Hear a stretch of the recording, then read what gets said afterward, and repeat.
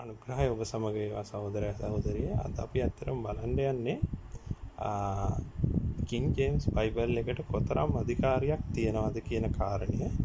ඉතින් මේ කාරණය බලද්දී ඇත්තටම කිං ජේම්ස් එකේ ඉංග්‍රීසියෙන් තියෙන දේව වචනය, ඉංග්‍රීසි භාෂාවෙන් තියෙන දේව වචනය කොච්චර වළංගුද කියන එක තමයි මෙතනදී බලන්නේ. ඒ සඳහා මම ඇත්තටම අද උපයෝගී කරගන්නවා කිෂාන් කියන සහෝදරයා මාත් මේ ඇති වුණු සාකච්ඡාවක් ලුසිෆර් කියන වචනය සම්බන්ධයෙන්. ඉතින් එතනදී කිෂාන් සහෝදරයා කිව්වා ඇත්තටම හේබ්‍රෙව් පැරණි ගිවිසුමේ යම් දේව වචනයක් බලද්දී ඒකේ මුල් හේබ්‍රෙව් වචනේ තියෙන තේරුම තමයි වැදගත්. ඊට පස්සේ කිං ජේම්ස් බයිබල් එකේ ලතින් භාෂාවෙන් තියෙන ලුසිෆර් කියන වචනය අපිට දේව වචනේ විදිහට ගන්න බෑ. මොකද නියම බයිබලයේ වෙන්නේ හේබ්‍රෙව් භාෂාවෙන් තියෙන හලෙල් කියන වචනයෙන් තියෙන දිලිසෙන නැත්තම් අපි කියනවා දීප්තිමත් තාරකාව කියන වචනේ තමයි නියම තේරුම. ලුසිෆර් කියන පුද්ගලික නාමය, සාතන්ගේ පුද්ගලික නාමය විදිහට ලුසිෆර් කියන එක ගන්න බෑ. ඒක වළංගු නැහැ කියන දේ තර්කය තමයි ඔහු යොමු කෙරුවේ. ඉතින් අපි ඒ ගැන වැඩි සාකච්ඡාවක් නැතුව අපි ඔහුගේ කටහඬින්ම අපි ඒ දේ අහමු. ඊට පස්සේ මම පැහැදිලි කරන්නම් මෙතන ඇති ගැටලුව, මා දකින ගැටලුව මගේ මතය අනුව. ඉතින් අපි ඔහුගේ වොයිස් ක්ලිප් එකට සවන් දීලා ඉමු. කියන වචනය ඉංග්‍රීසි වචනයක් නෙමෙයි. ඒක ලතින් භාෂාවෙන් එන ලතින් වචනයක්. එතකොට යෙසායා පොතේ 14 වෙනි පරිච්ඡේදයේ 12 වෙනි පදයේ තමයි මේක හැලල් කියලා කියනා වූ හීබ්‍රු වචනයෙන්, ඒ කියන්නේ හෙබ්‍රේව වචනයෙන් මේක සඳහන් වෙලා තිබෙන්නේ. මේක අර්ථය නා shining one, දිලිසෙන්නා වූ පුද්ගලයා නැත්නම් බැබලෙන්නා වූ පුද්ගලයා නැත්නම් දේ. හරි. ඒ වගේම morning star, හිමිදිරි පහන් තරුව නැත්තං හිමිදිරි තරුව තාරකා. අන්න මෙන්න මේ අර්ථය තමයි මේ හැලල් කියන වචනයට එන්නේ. ඒ කියන්නේ හීබ්‍රු වචනයට. ඒ කියන්නේ මුල් බයිබලයේ තිබෙනා, ඔරිජිනල් බයිබලයේ තිබෙනා වචනේ ඒක තමයි. ඉතින් ඔතන ලුසිෆර් කියනව දෙයක්වත් නැහැ. හරි. දැන් කිෂාන් සහෝදරයා කියන විදිහට මෙතනදී අපි ඇත්තටම ගන්න ඕන හේබ්‍රෙව් වචන කියලා කියනවා මේ දීප්තිමත් පහන් තාරකාව, එහෙම නැත්නම් දිලිසෙන පුද්ගලයා කියන අර්ථය තමයි ගන්න ඕන.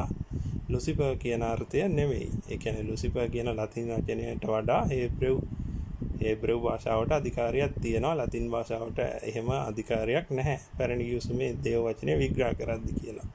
හරි. දැන් මෙතනදී මම කියන්න කැමති මෙන්න මේ දේ. ඉතින් දැන් මෙතනදී හේබ්‍රෙව් මැසොරටික් පිටපතේ යේසුස් වහන්සේව අදහා නොගත්ත හේබ්‍රෙව් ලියවලේ අර්ථකථනය කරන රබ්බිවරුන් තමයි ওই විදිහට කියන්නේ. මොකද්ද මේ හලෙල් කියන වචනය තමයි යෙසායා 14:12 හරි අර්ථකථනය. එහෙම නැත්නම් මේ අලුයම පුත්‍රයා, මේ දිලිසෙන පුද්ගලයා, පහන් තාරකාව කියන එක එයාලා කියලා තියෙනවා. නමුත් අපි අතීතයේ බැලුවොත් මේ ලුසිෆර් කියන වචනය ලතින් භාෂාවෙන් සාතන් හෙවත් මේ දෙවියන් වහන්සේගේ විරුද්ධකාරයා කියන එකට යෙසායා 14:12ට අතීතයේ ක්‍රිස්තියානි සභාව ඒක තමයි ආදි සභා පියවරුන් යොදාගෙන තියෙන්නේ. ඉතින් මෙන්න මෙතනයි මේකේ තියෙන ඇත්තටම ඓතිහාසික පසුබිම. මොකද මේ කිං ජේම්ස් පරිවර්තක කණ්ඩායම මේක මේ හිතුමතේට ලතින් භාෂාවේ වචනයක් දැකලා ටක් ගාලා ඒක ලුසිෆර් කියලා යෙදුවේ නැහැ. සාතන් කියන විරුද්ධකාරයා කියන එකට. ඒකට ලොකු ඇත්තටම මේ දේවධාර්මික පසුබිමක් තිබුණා. මොකද දැන් මෙතනදී හේබ්‍රෙව් අර්ථකථනය කියන එක මම ඔයාලට පෙන්නන්න මේ ජුදෙව් යේසුස් වහන්සේව අදහන ගන්න මේ ජුදෙව් වෙබ්සයිට් එකක් තියෙනවා චබාට් කියලා. ඉතින් මේ චබාට් කියන එකේ රාශි කියන මේ රබ්බිවරයාගේ පැහැදිලි කිරීම දාලා තියෙනවා. ඉතින් ඒ පැහැදිලි කිරීම නම් මේ අපේ කිෂාන් සහෝදරයා කියන පැහැදිලි කිරීමක් එකඟයි. ඉතින් එයාලා කියන්නේ මෝර්නිං ස්ටාර්, එහෙම නැත්නම් මේ බැබලෙන තාරකාව. මේක යොදන්නේ නිකන් පොළවේ සිටින බැබිලෝනිය රජුගේ වැටීමට තමයි මේක යොදලා තියෙන්නේ. මේක සාතන් කියන අර්ථයෙන් මේ ජුදෙව්වරු මේ ජේසුස් වහන්සේව අදහනකොත් ජුදෙව් ආගමේ මේක එහෙම තමයි පැහැදිලි කරන්නේ. නමුත් අපි ගිහිල්ලා බැලුවොත් ඇත්තටම මේ ක්‍රිස්තියානි අයගේ ක්‍රිස්තියානි ආදි සභා පියවරු එතකොට මුල් ක්‍රිස්තියානි සභාවේ ඔෆිෂියල් ලැන්ග්වේජ් එක එහෙම නැත්තම් වළංගු භාෂාව උනේ ඇත්තටම ලතින් භාෂාව.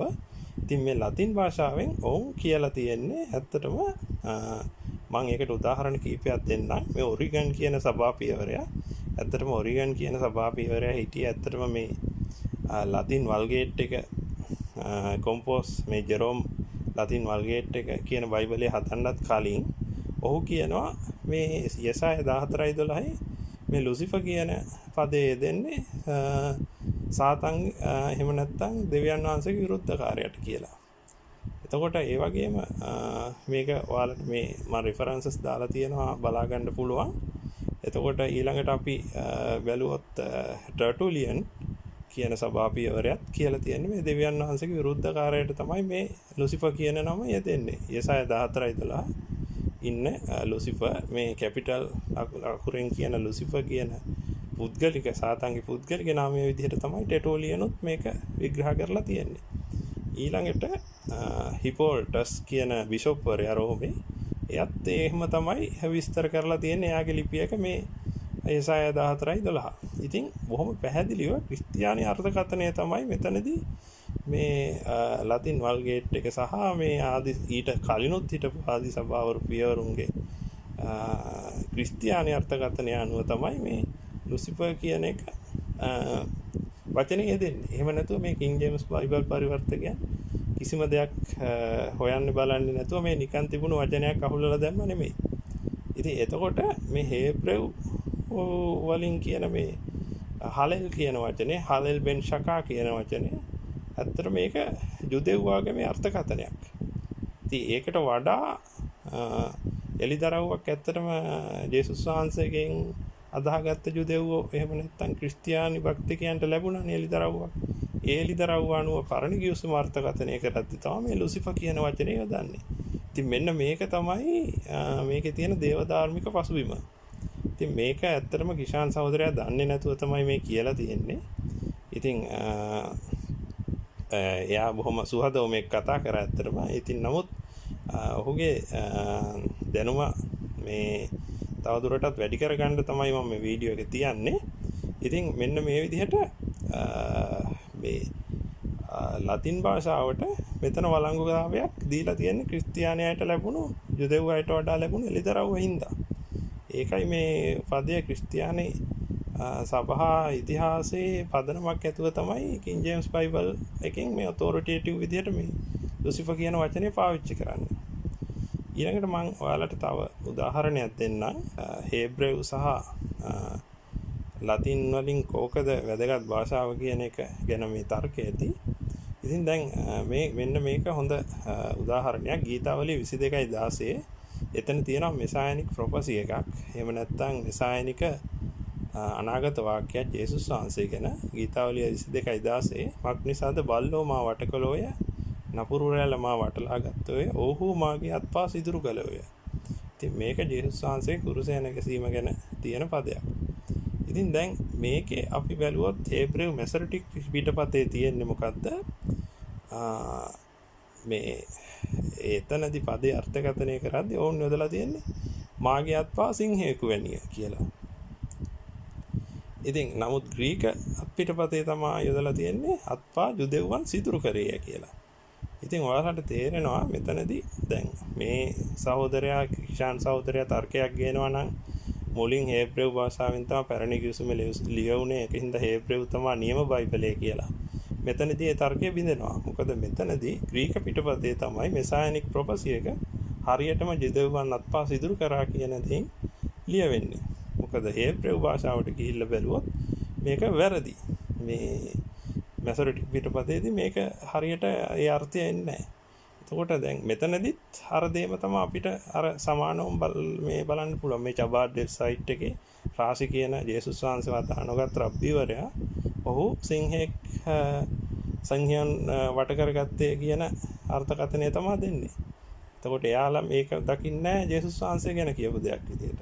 ඉතින් ක්‍රිස්තියානි සභාවෙන් ග්‍රීක පිටපත් වලින් හේබ්‍රෙව් ලියවිල්ල ග්‍රීක වලට පරිවර්තනය කරද්දී තමයි ඔවුන් මේ අත්පා සිදුරු කරේ කියන එක දාන්නේ. ඒකට ඔයාලට තේරෙනවා මෙතනදී හේබ්‍රෙව්ද ග්‍රීකද කියන එක නෙමෙයි වැදගත්. ඔතොරිටේටිව් වෙන්නේ ඒ දෙවියන් වහන්සේ දෙන එළිදරව් අනුව. යම්කිසි භාෂාවකට වළංගුභාවය ලැබෙන්නේ.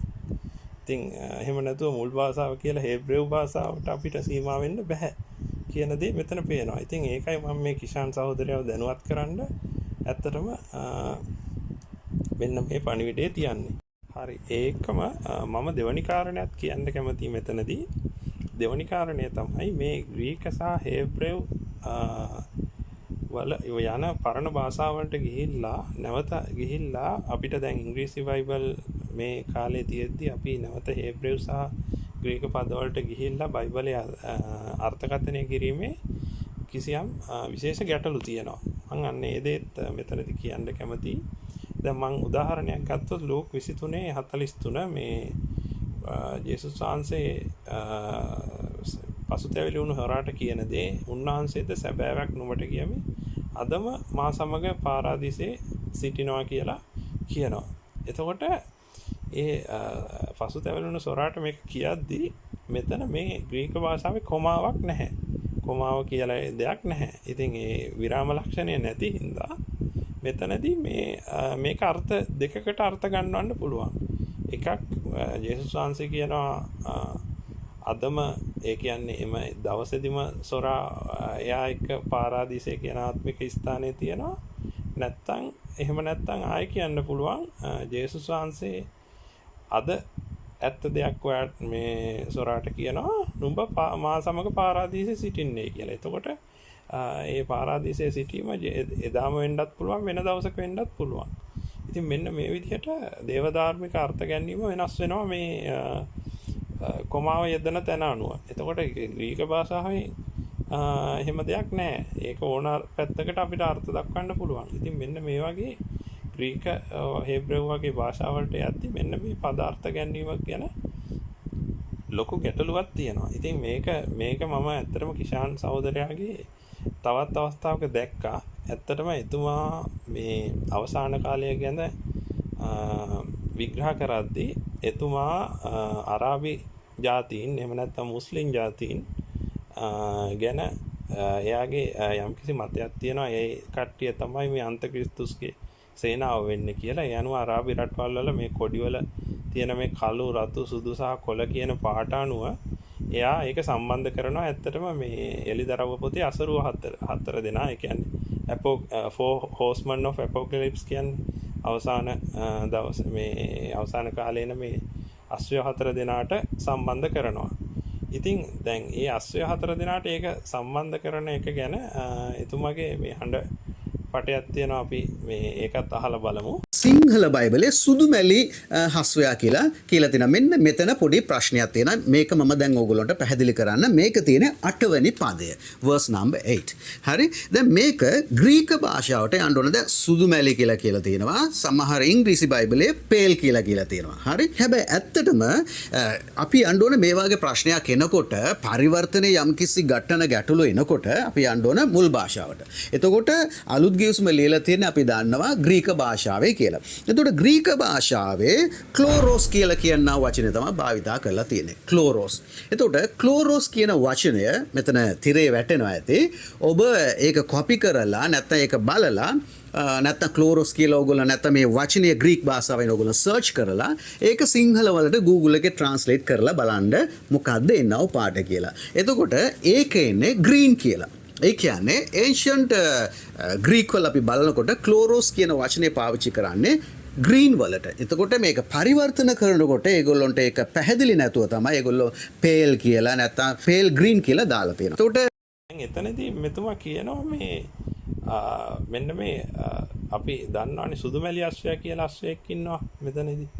මේ සුදුමැලි අශ්වයා කියන අශ්වයා ඇත්තටම මේ කිෂාන් සහෝදරයා කියනවා මේ සුදුමැලි පාට නෙමෙයි ඒක කොළ පාට වෙන්න ඕන කියලා.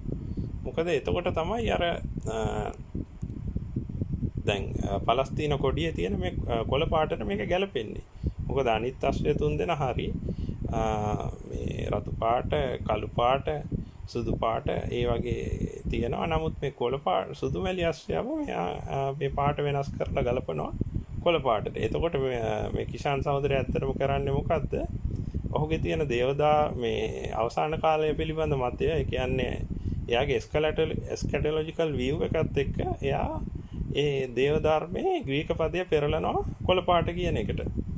එතකොට මේ ක්ලෝරෝස් කියන එක එයා පෙරලනවා සුදු මැලි අස්සය නෙමෙයි කොළ අස්සය කියලා. ඉතින් දැන් මේක බැලුවොත් මේක ඇත්තටම මේ එයා කරන දේ මේ නව බයිබල් පරිවර්තන වලත් ඇත්තටම තියෙනවා. දැන් මම ඔයාලට මේ ස්ලයිඩ් එකේ දාලා තියෙන්නේ ඇත්තටම මේ කොටසක් බයිබල් පරිවර්තන වල කියනවා මේක සුදු මැලි අස්සය කියලා. කොටසක් බයිබල් පරිවර්තන වල කියනවා මේක කොළ අස්සය කියලා. එතකොට දැන් මේ දෙකම වෙන්න බෑනේ. මේ දෙකම සත්‍ය වෙන්න බෑනේ. දිව්‍යන් වහන්සේට පාට හඳුනා ගැනීම ගැටලුවක් නැහැනේ. මොකද දෙවියන් වහන්සේ යම්කිසි පාටවල වැදගත්කමක් හින්දා තමයි අස්සයන්ට රතු, කළු, සුදු කියන පාට තියලා තියෙන්නේ. එතකොට සුදු මැලි අස්සයට එද්දී දේව වචනේ දෙආකාරයක් වෙන්න බෑ. එක්ක සුදු මැලි වෙන්න ඕන, එක්ක කොළ වෙන්න ඕන. ඉතින් නමුත් මේ විදිහට පදේ වෙනස් කරලා කිෂාන් සහෝදරයාට මේ අලුත් බයිබල් පරිවර්තන වලින් පුළුවන් එයාගේ අවසාන කාලය පිළිබඳ මතය අනුව එයාට පුළුවන් ග්‍රීක පදේ ඕන අතට පෙරලන්න. ඉතින් මේක තමයි ගැටලුව නව බයිබල් පරිවර්තන වල තියෙන. නමුත් කිං ජේම්ස් බයිබලයේ අධිකාරීත්වයෙන් යුතුව කියලා තියෙනවා මේක සුදු මැලි අස්සය කියලා. ඉතින් අන්න ඒකයි අපිට එක බයිබල් ඒක authoritative ඒ කියන්නේ අධිකාරියක් තියෙන බයිබල් එකක් වෙන කිං ජේම්ස් බයිබල් එක අවශ්‍ය වෙන්නේ. මේ බයිබල් පරිවර්තන ගොඩාක් වල්ලා දැන් මේ බයිබල් කොලෙජ් වල කියන විදිහට මේ අපිට වැරද්දක් තිබුණොත් එක බයිබල් එකකින් NIV එකේ වැරදි නම් ESV එකට යන්න, ESV වලින් CSB එකට යන්න, ඊට පස්සේ තව බයිබල් එකකට යන්න. ওই විදිහට තමයි මේ දේව වචනේ විග්‍රහ කරන්න කියලා බයිබල් කොලෙජ් වල කියන්නේ. මොකද එයාලා විශ්වාස කරන හැම බයිබලෙම චුට්ට වැරදි තියෙනවා කියලා. නමුත් ඒක නෙමෙයි ඇත්ත. අපිට කිං ජේම්ස් බයිබල් එකෙන් තමයි සත්‍ය දේව වචනය ලබා ගන්න පුළුවන්. ඉතින් අනික තව කාරණයක් මෙතනදී මේ ඇත්තටම කිෂාන් සහෝදරයා මගෙන් ඇහුවා. ඒක තමයි ඔහු දකින්නවලු යම්කිසි සභාවෙන් වෙනුවෙන් හිට ගන්න මිනිස්සු, ඒ කියන්නේ ඩිනොමිනේෂන්, ඒ කියන්නේ සභා වර්ග වෙනුවෙන් හිට ගන්න මිනිස්සු යා ඕන තරම් ජීවිතේ දැකලා තියෙනවා. නමුත් බයිබල් අනුවාදයක් වෙනුවෙන් හිට ගන්න පුද්ගලයෙක් විදිහට මේ රජිත කියන මම තමයි දැක්කේ කියලා කිෂාන් සහෝදරයා මට ඒ වීඩියෝ එකේදී කියනවා. ඩිනෝමිනේෂන්ස් වෙනුවෙන් කට්ටිය හිට ගන්නවා. සභාවන් වෙනුවෙන් හිට ගන්නවා. ඒ වගේම තියොලොජිස් වෙනුවෙන් ආමීනියනිසම් වෙන්න පුළුවන්, කැල්විනිසම් වෙන්න පුළුවන්, මොඩර්න් පෙන්ටිකොස්ටල් තියොලොජි වෙන්න පුළුවන්. ඒ වෙනුවෙන් හිට ගන්නව කට්ටිය ඉන්නවා. මේ වගේ පරිවර්තනයක් උදෙසා හිට ගන්නව ෆයිට් කරන්නව කට්ටිය මම දැකලා නැහැ. මේක තමයි පළවෙනි වතාව. හැබැයි ඉතින් මෙතන කියලා තියෙනවා ඉතින් දැන් මම මෙතනදී පෙන්වන්න යන්නේ දැන් එයා පෙන්ටකෝස්ටල් පැත්තට තමයි ඩිනොමිනේෂන් එක පැත්තට තමයි මං හිතන්නේ කිෂාන් සහෝදරයා බර කියලා මට එයාගේ වීඩියෝ එකේදී තේරුනේ. ඉතින් මං ඒ පෙන්ටකෝස්ටල් වලට වැදගත් වෙන පදයක්ම අරන් මං පෙන්වන්නම් ඇයි බයිබල් කිං ජේම්ස් බයිබල් එක වෙනුවෙන් අපි පෙනී සිටින එක වැදගත් කියලා. දැන් උදාහරණයක් විදිහට මාර්ක් 16. දැන් මේ මාර්ක් 16 කියන මේ පදය මාර්ක් 16:9 ඉඳලා 20 වෙනකන් පැරණි අත්පිටපත්වල නැහැ කියලා මේ අලුත් බයිබල් පරිවර්තන වල දාලා තියෙනවා. එතකොට මේ මාර්ක් 16, 17, 18 තමයි තියෙන්නේ ස්පිරිචුවල් ගිෆ්ට්. එහෙම නැත්නම් ආත්මික දීමනා ගැන. එතකොට ඒක පෙන්ටකෝස්ටල් ඩිනොමිනේෂන් එක හරිම වැදගත් පදයක්. අදහන්නන්ට ඇත්තා වූ ලකුණු නම් ඔහුගේ මාගේ නාමයෙන් යක්ෂයන් දුරු කරන්නේ, අන් භාෂා කතා කරන්නේ, සර්පයන් අල්ලා ගන්නේ, යම් වාසජාතිය බීවත් ඒ කිසිසේත් ඔවුන්ට අනතුරක් නොවන්නේ, ඔවුන් නත්රෝගීන් අත්පිට තැබූ කල්හි ඔහු සුවය ලබන්නේ කීසේක කියන මේ පදය ඇත්තටම අලුත් බයිබල් පරිවර්තන වල පැරණි පිටපත්වල නැහැ කියලා ඇදහිලිවන්තයාගේ එක්ක සැකයක් ඇති කරලා තියෙනවා. ඉතින් ඒක ඔයාලට මේ දකින්න පුළුවන් මේ ඒ බයිබල් පරිවර්තන වලට ගියොත් දැන් මම උදාහරණයකට පෙන්නන්නම්. මේ NIV බයිබල් එකේ මේක පැරණි පිටපත්වල නැහැ කියලා තියෙනවා. ESV බයිබල් එකෙත් එහෙමයි. මේක පැරණි පිටපත්වල නැහැ කියලා තියෙනවා. ඉතින් ඒ වගේම ඉතින් මේ විදිහට නැහැ කියලා තිබුණාම දැන් මේ පෙන්ටකෝස්ටල් කියන මේ කිෂාන් සහෝදරයාට ලොකු ගැටලුවක් ඇති වෙන්න ඕනනේ. කොහොමද මේ ESV NIV යොදාගෙන ඔවුන්ගේ ඩිනොමිනේෂන් එක පවත්වාගෙන යන්නේ කියලා. එතකොට මෙතන මේ පෙන්ටකෝස්ටල්ලාට ලොකු ඩොක්ට්‍රිනල් ඉෂුව එකක් මෙතන එන්න ඕන. මේ බයිබල් පදය ගැන සැකයක් ඇති වෙන්න ඕන. නමුත් ඇත්තටම මෙතනදී වෙලා තියෙන්නේ මොකද්ද දැන් මේ බයිබල් පරිවර්තන වල වචන සංඛ්‍යාවත් එකින් එකට ගොඩක් වෙනස් වෙනවා. NIV වල වෙනයි, ESV වල වෙනයි, NASB වල වෙනයි. ලොකු වචන පරතරයක් 30000 20000 වගේ වචන පරතරයක් තියෙනවා. ඒතකොට මේ ඔක්කොම නිවැරදි නෑ. ඉතින් මේ ESV NIV වගේ පිටපත් නිවැරදි නොවෙන්න හේතුව ඔවුන් අත්පිටපත් විදියට යොදාගෙන තියෙන්නේ ඇත්තටම මේ දූෂිත අත්පිටපත් දෙකක් වන වතිකානු අත්පිටපත සහ සීනයි අත්පිටපත. ඉතින් මේ දෙක මත පදනම් වෙලා මේ මුද්‍රණය කරපු ESV NIV කියන බයිබල් පරිවර්තන වැරදි. ඒකින්ද තමයි මේ පෙන්ටකෝස්ටල්ලට වැදගත් වෙන මාක් පොතේ මේ ආත්මික දීමනා සම්බන්ධ මේ පදය අයින් වෙලා තියෙන්නේ ඒකයි. ඒක නැත්තේ ඒකයි. නමුත් කින් ජේම්ස් බයිබල් එකේ එහෙම පාදසටහන් මොකුත් නැහැ. බයිබල් පද ටික තියෙනවා.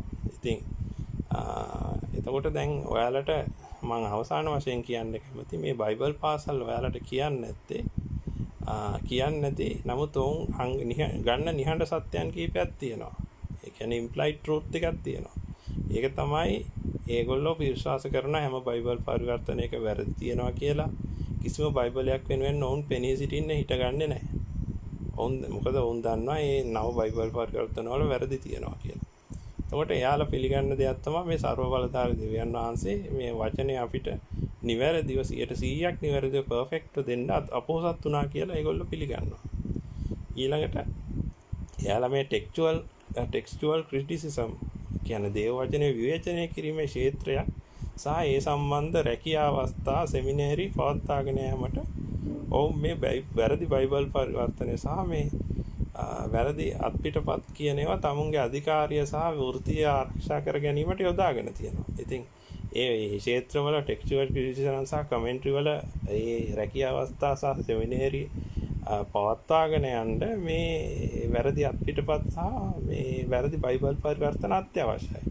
ඔන්න ඔය දේවල් ටික ඇත්තටම බයිබල් කොලෙජ් වලින් කවුරුවත් ඔයාලට කියන්නේ නැහැ. ඉතින් මේක තමයි තියෙන සත්‍යය. ඉතින් අර මම මේ විස්තර ටික ඇත්තටම තිබ්බේ කිෂාන් සහෝදරයා දාලා තිබුණ මේ ලුසිෆර් වල වළංගුභාවය ලුසිෆර් කියන ලතින් වචනේ වළංගුභාවයක් නැහැ කියලා තිබුණු දෙයට ප්‍රතිචාරයක් විදියට. ඉතින් මෙන්න මේ දේවල් ඔයාලා හරියට තේරුම් අරගෙන මේ තේරුම් ගන්න කින් ජේම්ස් බයිබල් එක තමයි ඉංග්‍රීසියෙන් අපිට දීලා තියෙන එකම වළංගු 100%ක් නිවැරදි බයිබලය. ඉතින් ඒක තමයි මම විශ්වාස කරන්නේ. හරි.